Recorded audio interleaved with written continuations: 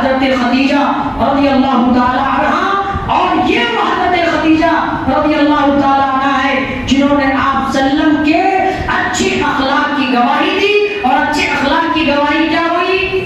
پہلا رشتہ جوڑنا، رشتے کو بنانا، رشتہ ایک دوسرے سے استوار کرنا، رشتے کو نبھانا.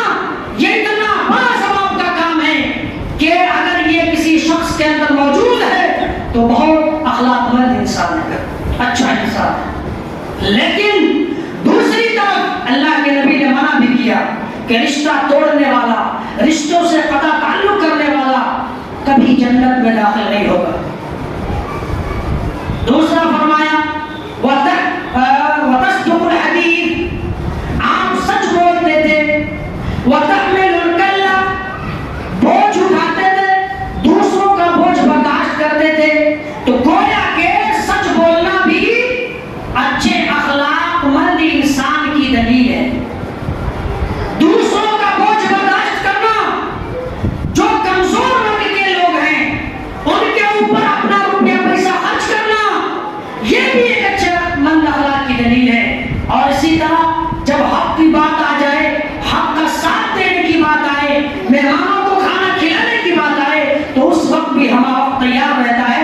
جو یہ 5 کام کرتا ہے گویا کہ وہ اللہ کے نبی صلی اللہ علیہ وسلم کے بتائے ہوئے اس طریقے اور اس معمولے کے حساب سے وہ شخص اخلاق مند انسان ہے.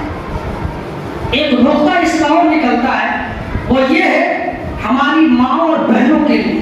وہ نقطہ یہ ہے کہ جب آپ کا شوہر کما کر کے کہیں سے محنت مزدوری کر کے گھر آئے تو بجائے سوال کرنے کے اسے تسلی دیا جائے، اسے ایک گلاس پانی دیا جائے تاکہ اس کا مزاج ٹھنڈا رہے، اس سے مسکرا کے باتیں کی جائے تاکہ اس کا مزاج ہاتھ میں رہے. ورنہ ہوتا کیا ہے سماج و معاشرے میں، آپ نے بھی دیکھا ہوگا کہ ایک تو بیچارہ دن بھر مزدوری کرتا ہے، مزدوری کر کے جیسے ہی واپس آتا ہے گٹھری نیچے رکھتا ہے، جھولا بیوی کھولتی ہے اور فوراً شکایت کرتی ہے، ہر سامان کہتے تو نہ لے یہاں لے کے چلے. اب بیچارہ ایک تو تھکا ہارا واپس آ رہا ہے، اوپر سے یہ بیوی کے تانے سنتا ہے، اس کا مائنڈ یا ٹمپریچر اور بڑھ جاتا ہے. پتہ چلتا ہے کہ جھگڑے ہوتے ہیں، مار پیٹ تک نوبت آ جاتی ہے. اس لیے ہماری ماں اور بہنوں کے لیے بھی اس میں بہت بڑی نصیحت ہے کہ آپ کا شوہر اگر تھکا ہارا آ رہا ہے، پریشانی میں ہے، اس کو اگر گھبراہٹ ہے تو آپ ان کے پاس بیٹھیے، ان سے تسلی دیجیے اور ان کو یہ بتلائیے کہ پریشانی ہے، اس پہ صبر کیجیے اور ان کے صبر میں آپ بھی ہاتھ بٹائیے، ان کے صبر کے